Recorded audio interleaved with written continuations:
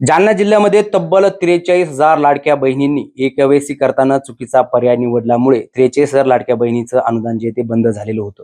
मात्र आज सरकारने पुन्हा एकदा आदेश काढून या महिलांना पुन्हा एकदा ई-केवायसी करण्याची संधी दिलेली आहे.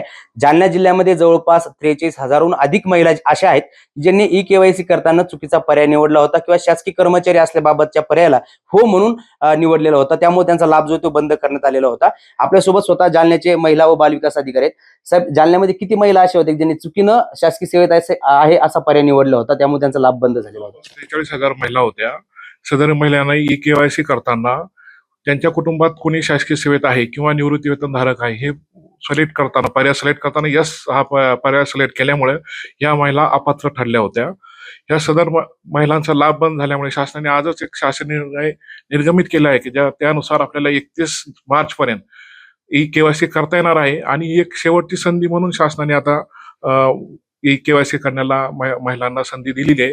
तरी या मी सगळ्या महिलांना, लाभार्थी महिलांना आवाहन करतो की त्यांनी यावेळेस आता प्रत्यक्ष केंद्रावर जाऊन करेक्ट ई-केवायसी करून घ्यावी, जेणेकरून त्यांचा लाभ शासन लवकरात लवकर सुरू करणे शक्य होईल. साहेब, ज्यांचा ई-केवायसी जी बंद झाली, ई-केवायसी मध्ये चुकीची माहिती गेल्यामुळे बंद झाली, त्यांचं हप्त्याचं कसं, मागचे हप्ते येऊ शकतात की याच महिन्याचा हप्ता भेटेल असं तुम्हाला काय वाटतं? हा शासन स्तरावरून याबाबत थेट RTGS द्वारे पैसे निर्गमित केले जातात त्यांच्या स्तरावरून.